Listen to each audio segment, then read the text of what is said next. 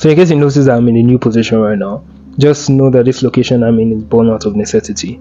And there might be a few hiccups on the way, but at the same time, I'm happy about the fact that I can actually make something, whether or not I'm in the location that I expect to be. So basically, following up on our former topic about indecisions and making the right decision when it comes to your art, and also being authentic, most people would have an issue with one thing, and that is that they wonder how exactly to make that decision. Like, what am I going to do to make the right decision and actually know that I'm making the right decision? Because it's one thing to say that I'm going to make a choice between two things, and it's another thing to stand on that and know that you actually made the right choice, even when people are giving constructive criticisms about whatever decision that you make.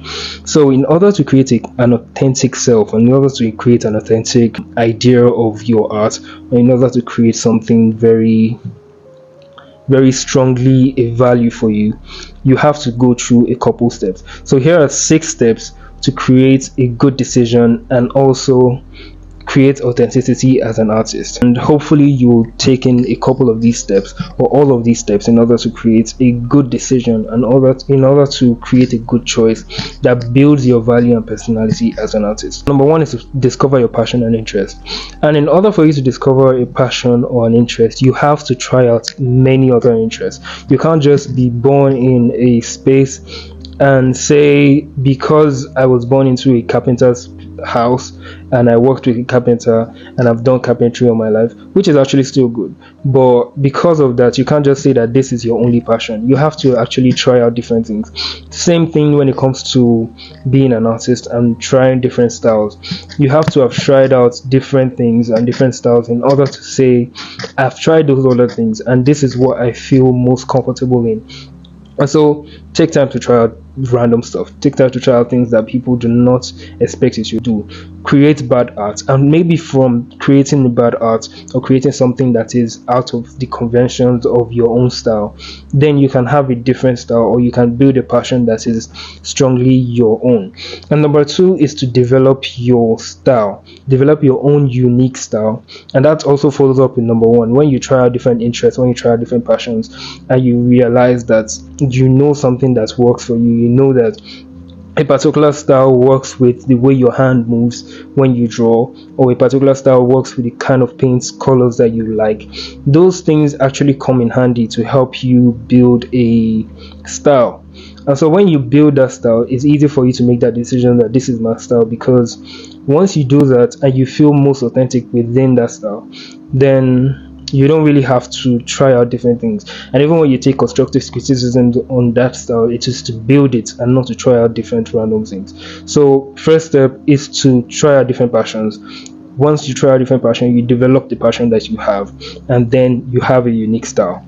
Number 3 is to stay true to your values. And now when you talk about values, it's not just your style.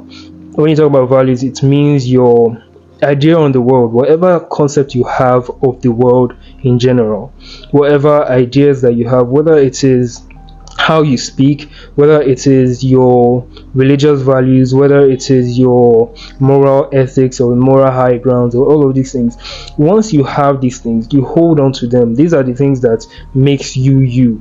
And even when people start to argue against whatever values you have, it is your values that, as long as it doesn't really affect any other person, these are your values. Hold on to that, and that is what builds a personality for you as a creative.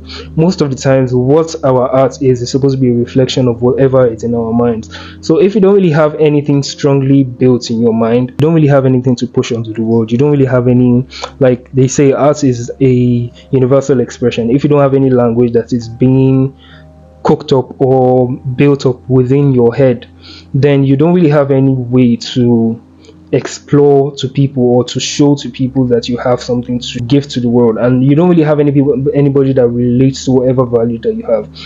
Keep in mind, whatever value you have in the world, good or bad, polarizing or not, there's always somebody that has that same value as you. And so once you are able to hold on to something and say that this is who I am, there's always an audience that is ready to relate to you in that idea. Whatever concept that you have, put that into your art, put that into your creation, whether it is your music, whether it is your rap, whether it is your poetry, whether it is your whatever it is, just make sure that you're able to imbibe your mindset and your values into your art. And number 4 is to embrace vulnerability. Now, vulnerability can be a very tricky thing. You don't really want to come online and start telling all of your stories. You don't really want to come online and start telling putting out all of your laundry to everybody and giving people that weight of your victimhood or something like that. But at the same time, you need to be able to show to people that you're not a perfect being. You're a human being that makes wrong decisions. You're still going through life and you're still making bad decisions and you're still making mistakes. Even when you come out and say, oh, do this, sometimes you might not be able to follow up to those things, and you have to be able to come out to people and say, I am not the best person in the world. But the thing about being vulnerable is that people have to see the growth actually happening. You don't just come out to give vulnerability to people and they feel like you're putting a weight on them to help you out of your process or to help you out of your struggle. Your struggles should be given out to the world as a way for you to document your struggles, for people to see even when you leave those struggles. So if you're going through let's say you're going through a breakup as an artist, and you're going to break up as a personality or an artist, you should be able to show that to the world. But even when you heal from that story that you put out is a documentation of a time in your life. So you need to be able to be vulnerable, but not vulnerable in the sense where you don't really have a next step. You don't really have a point to your vulnerability. Your vulnerability has to have something to it. Number 5 is very important when it comes to making decisions, and that is to filter feedback wisely. So, like I said, for every decision that you make, there's always somebody that agrees with you, and there's always somebody that's going to disagree with you. So, if you're going to make any decision, know fully well that people are going to advise you against such decisions, and some people are going to back you up. Now, always taking those feedback wisely. Sometimes you might be doing the wrong thing, and because everybody agrees with you, you feel like you're not really doing anything bad. That is also a bad feedback. Sometimes you're doing the right thing, and because many other people feel like that is wrong, you might want to change your mind. That is also a bad feedback.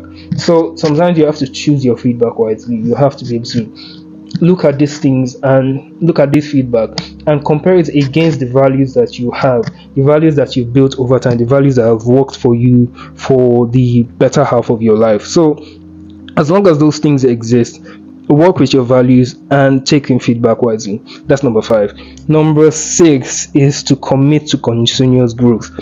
Now, continuous growth means that you have to be open to experiences, you have to be open to learning, you have to be able to learn from different people, you have to be able to listen to constructive criticisms, you have to be able to read, you have to be able to watch whatever it is whatever means you have to learn from different things, whatever means you have to grow, you have to be open to that, because there's going to be a point where you will feel stagnant in terms of the way you think. You'll feel like, okay, you are making the right decision and you're doing the same thing, but when that decision you're making, you're not growing within that decision, then there's going to be a problem. So you should choose your values, but your values should also grow.